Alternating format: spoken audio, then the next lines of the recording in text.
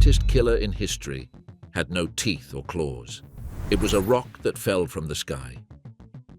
But this isn't just the story of a catastrophe.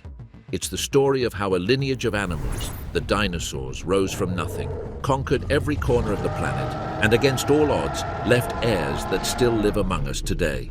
For more than 160 million years, the dinosaurs appeared to be unbeatable. Then, in a geological blink, almost all of them vanished. How can a group go from ruling Earth to dying out overnight? And why didn't they all disappear?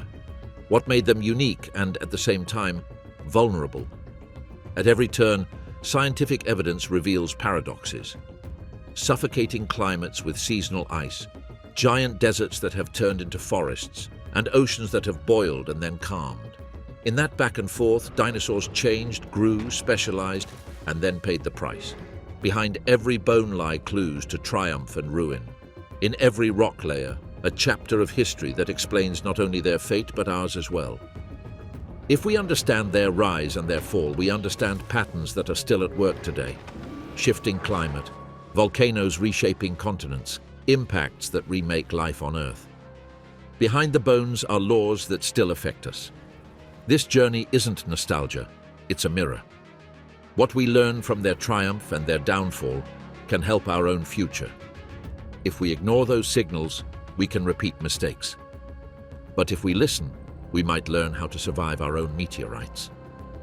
In this documentary, we'll walk the Mesozoic timeline, Triassic, Jurassic, and Cretaceous. We'll see how Pangaea formed and broke apart. We'll follow their families, Ornithischians and Saurischians. We'll discover their anatomical tricks. We'll rebuild ecosystems and strategies. We'll witness their rise and finally their fall. And we'll close the circle by connecting with their living descendants, birds. It won't be a simple parade of names. It will be a clear guide with scenes, examples, and comparisons that let you imagine that world with your feet on the ground. Because what makes a dinosaur a dinosaur? When and where did they arise? How did they go from small critters to giants that changed everything? What did they eat? How did they breathe? How did they grow? Why did only one lineage cross the Cretaceous extinction boundary? What do they teach us today about resilience and risk? Get ready. We're going to sink our feet into the mud of deep time and listen as the stone tells its story. Because on Earth, nothing is lost, everything transforms, and everything returns. Imagine a clock that compresses all of Earth's history into a single day. For almost that entire day, you wouldn't see anything like us. Primordial oceans, microbes that breathe without oxygen, continents assembling and breaking like pieces of a puzzle, forests of colossal ferns, creatures learning to breathe air and conquer dry land. And then, late at night at 10:46 p.m., a lineage appears that would change the destiny of life forever. The dinosaurs. The Mesozoic Era, the famous age of the dinosaurs, stretches from about 251 million years ago to 66 million years ago and is divided into three big chapters: Triassic, Jurassic, and Cretaceous.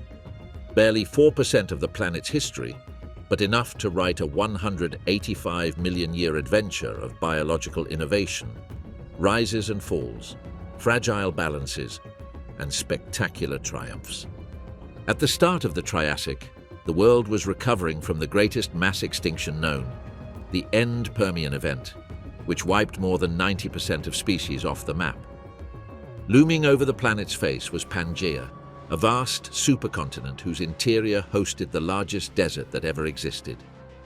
Summers were blistering, atmospheric oxygen hovered at low levels, and life was beginning to reinvent itself to occupy a dry, wounded, almost empty world. The biota of that moment wasn't a rerun of the past. It was an evolutionary design lab, with archosaurs trying out different postures and lifestyles, and with plants and fungi rebuilding the soil. Throughout the Mesozoic, the planet never stopped changing. Tectonic plates opened oceans, raised mountain ranges, flooded coasts with inland seas, and split populations, driving evolutionary differences. The climate shifted constantly. Phases of moderate warmth, others of intense heat, and in some intervals winters capable of seasonal frosts, even at high latitudes. The atmosphere changed in composition. CO2 levels fell and rose with the rhythm of major volcanic eruptions and the burial of organic matter. Non-flowering plants dominated for a long time, until the Cretaceous saw the arrival of flowering plants and fruits, angiosperms, that reorganized entire food webs. By the late Cretaceous, Earth was a different place. Pangaea had fragmented into several continents. North America had a warm inland sea splitting it in two. Africa and South America were drifting apart. India was traveling north. Australia was detaching from Gondwana. Lush forests of conifers, ginkgos, and later flowering plants covered wide regions. Big rivers wound across wet plains. Shallow lagoons teemed with life. In that ever-changing, tectonically restless, and often volcanic world, dinosaurs perfected the art of survival. Today, we'll dive into that deep time. We'll travel through the Triassic, the Jurassic, and the Cretaceous to understand where dinosaurs came from, how they transformed, why they conquered ecosystems, and why, when everything suggested they might last forever, their reign ended in a matter of months. Early Triassic, between 251 and 247 million years ago. The planet wakes from a cataclysm. Soils lack vegetation, climates are extreme, and oxygen is low. The few survivors occupy empty niches. 10 million years later, in the Middle Triassic, evolutionary experimentation has taken off. Archosaurs begin to diversify, and the first forms that resemble dinosaurs appear. The late Triassic spans 26 million years. Here, climatic pulses like the Carnian pluvial episode reshape faunas. The first definite dinosaurs show up, and Pangaea begins to fracture. The Triassic gave way to the Jurassic, from 201 to 145 million years ago. During this stage, Laurasia and Gondwana split apart, forests expand, sauropodomorphs attain gigantism, theropods diversify, and birds arise.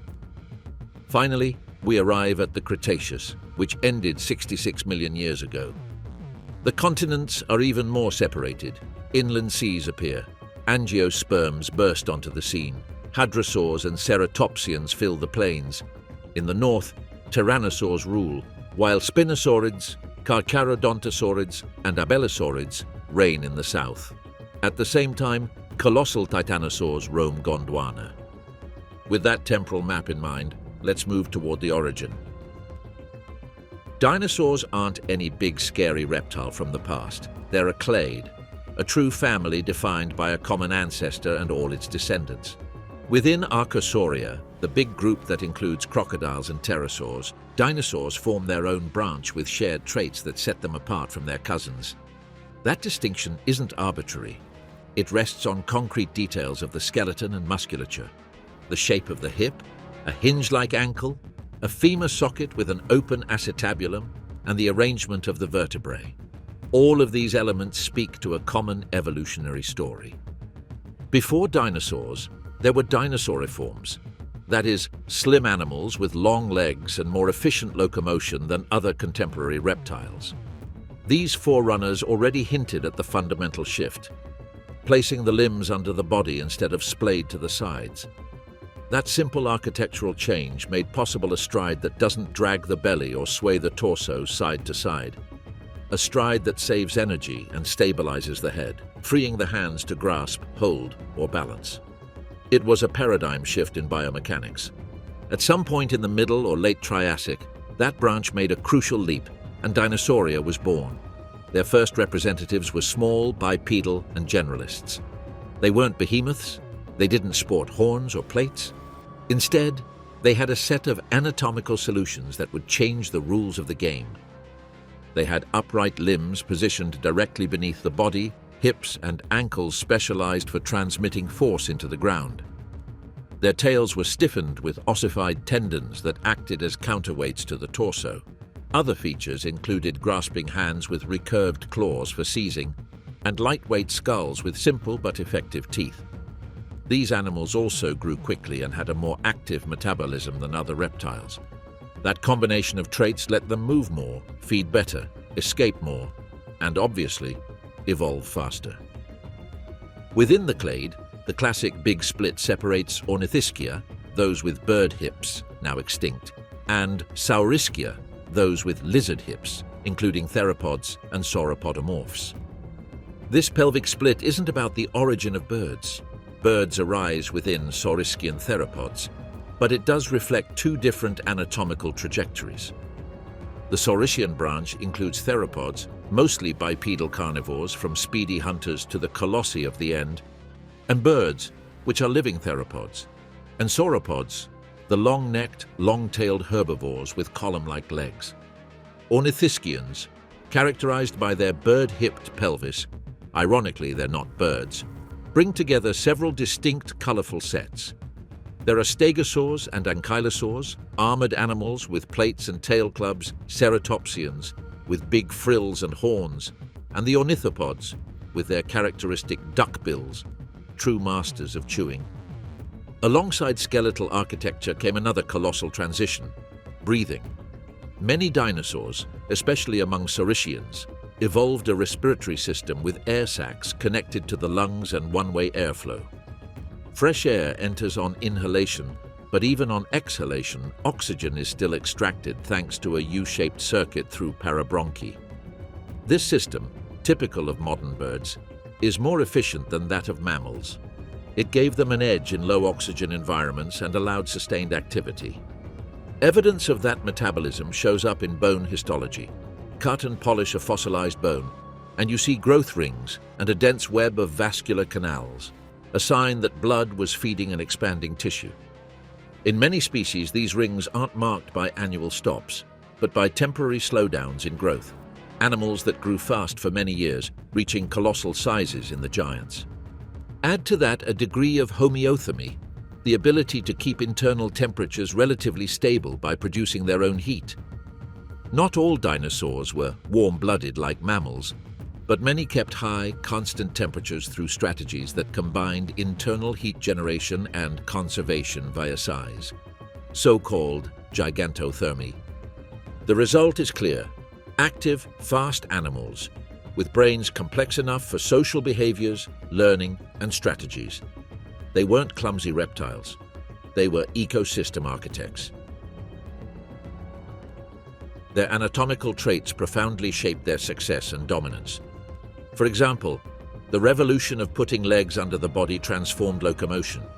With the hip transmitting thrust in line with the spine, the energy cost per distance traveled dropped. Hinge-type ankles, mesotarsal in many lineages, and ossified tail tendons stabilized the rear end. In theropods, long femora and tibiae, with favorable proportions, powered sustained running. In dromaeosaurs, tail stiffness helped pivot precisely during a leap. At the same time, theropod skulls combined lightness and power. Thin walls reinforced by internal struts, large spaces for jaw muscles, and openings that reduced weight. Their teeth, laterally compressed with serrated denticles, acted like blades. In tyrannosaurs, teeth became thicker and the bite crushing. In carcharodontosaurs, more for slicing. While in dromaeosaurs, the teeth were finer and more curved to hook and cut. Sauropodomorphs, for their part, solved a monumental challenge: how to support tens of tons without collapsing or overheating. The solution was a pneumatic skeleton. Vertebrae with internal chambers connected to air sacs that lighten and ventilate. Necks with many vertebrae and broad glenoid articulations let them sweep large volumes of vegetation without moving much. Columnar limbs distributed loads through pads and compact metapodials. In some lineages, the outer toes even vanished, gaining structural rigidity. Other species, like stegosaurs, evolved vascularized dermal plates, perhaps useful for display and thermoregulation, and tails armed with thick spikes, the thagomizer, capable of breaking predators' bones. Ankylosaurs, meanwhile, turned their skin into a mosaic of embedded osteoderms and, in more derived forms, fused caudal vertebrae and expanded distal osteoderms into a fearsome club. Ornithopods developed dental batteries with hundreds of teeth in continuous replacement. Each tooth wore down and was replaced, maintaining grinding surfaces that, together with a complex system of jaw movements, shredded tough plants. This innovation multiplied digestive efficiency and let huge herds thrive on plains dominated by flowering plants, more nutritious but also more abrasive due to silica dust. But dinosaurs didn't just eat and hunt. Some, like the ceratopsians, took social display structures to the extreme. Frills with fenestrae, nasal and brow horns, rough textures anchoring colorful keratin sheaths. These structures served for species and sex recognition, deterrence, and ritualized combat. The tubular crests of hadrosaurs like Parasaurolophus didn't just signal health. They also resonated, amplifying low calls that carried for kilometers. And without a doubt, the most transformative trait was the evolution of feathers.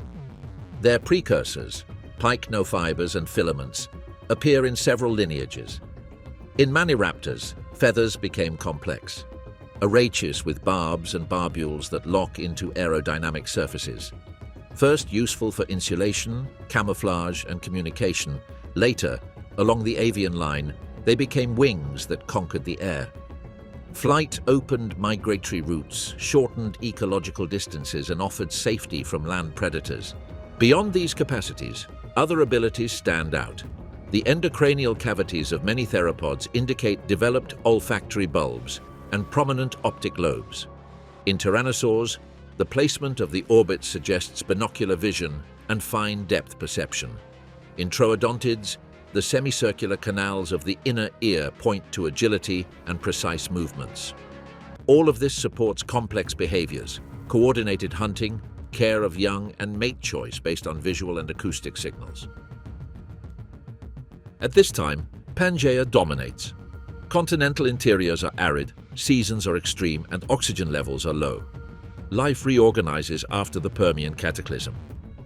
Non-dinosaur archosaurs explore niches. Crocodile-like terrestrial forms, bipedal runners with long snouts, even carnivores with massive skulls. Surviving synapsids, distant relatives of mammals, are still important, with opportunistic cynodonts reminiscent of rodents and medium-sized predators. Amid that evolutionary noise, the first definite dinosaurs emerge in South America, in regions like Ischigualasto in Argentina and Santa Maria in Brazil. Herrerasaurs appear as early predators. Slim, generalist sauropodomorphs test mixed diets. Small theropods try out pursuit tactics. In parallel, a key climatic pulse, the Carnian pluvial episode, floods regions, changes vegetation patterns, and favors faunal turnovers.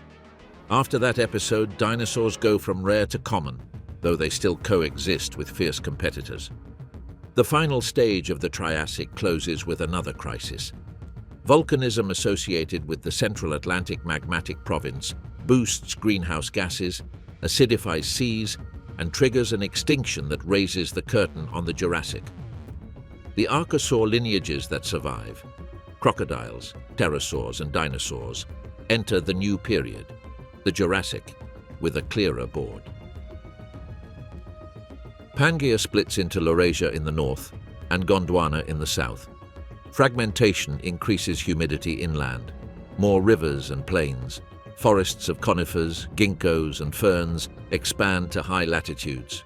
Sauropodomorphs become colossal. Diplodocids graze low, sweeping prairies with pencil-like teeth. Macronarians lift their necks to feed on the highest leaves.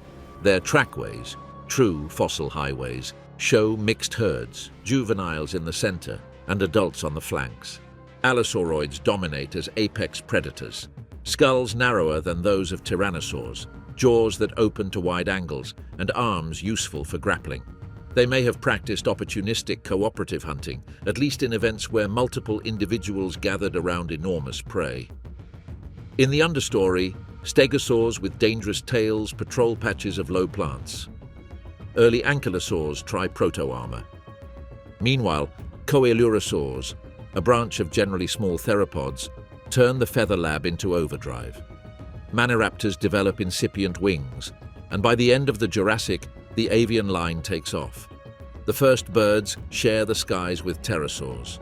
The air is divided between two winged lineages that exploit different niches along coasts, lagoons, and forests. Then we enter the Cretaceous. Now the geography is a jigsaw of more separated continents. Sea levels rise, creating inland seas. Angiosperms appear, flowers, fruits, and an explosion of pollinators. The plains become colorful and nutritious. Ornithopods surge in number and size. Hadrosaurs form massive herds that migrate with the seasons. In Laramidia, the western strip of North America, dense populations of ceratopsians and hadrosaurs coexist. In Gondwana, colossal titanosaurs become gardeners of savannas and riverside forests. In rivers and floodplains, spinosaurs catch fish and scavenge. In Africa and South America, carcharodontosaurs and abelisaurids dominate distinct predatory niches. In the north, tyrannosaurs become the undisputed rulers of terrestrial ecosystems, while dromaeosaurs, troodontids, and oviraptorosaurs fill the mosaic as mid-sized carnivores, omnivores, and opportunists. The result is a planet stratified by climate, vegetation, and geography, where dinosaur diversity mirrors habitat diversity, from coast to plateau, dense forest to open plain, swamp to dune. All territories are ruled by giants. But what were the reasons behind this dominance? Dinosaur success isn't explained by a single factor, but by an integrated package of biological solutions working together. First came high growth rates. Histology reveals highly vascularized bones. Juveniles grew fast, shrinking the vulnerable prey window. In giant lineages, that speed converged with gigantothermy. Huge masses lose heat slowly, so keeping a stable temperature costs relatively less. With rapid growth and relatively early maturity, populations rebounded well from disturbances. They also had active metabolisms and efficient respiration. Air sacs and one-way ventilation increased oxygen extraction and heat dissipation. Especially in the Triassic, with low oxygen conditions, this may have been decisive. An animal that processes air better can run longer, feed longer, and explore higher altitudes. Their upright posture and economical locomotion helped too. Walking and running with legs under the body enables long migrations and sustained chases. In cursorial theropods, the proportions of femur, tibia, and metatarsus were optimized for speed. In more robust forms, for thrust and stability during struggles with big prey. At the same time, dinosaurs innovated in teeth and digestion. Hadrosaurs, with chewing batteries and complex jaw motions, extracted more energy from plants rich in silica and secondary compounds. Titanosaurs expanded fermenting chambers to process fibrous material, and ankylosaurs developed oropharyngeal crushers and tracts with prolonged retention. Theropods had forward-facing orbits that provided stereoscopic vision. Semicircular canals suggest strong proprioception. In hadrosaurs, inner ears and cranial structures were tuned for low-frequency communication. These sensory capacities surely aided hunting, defense, courtship, and parental care.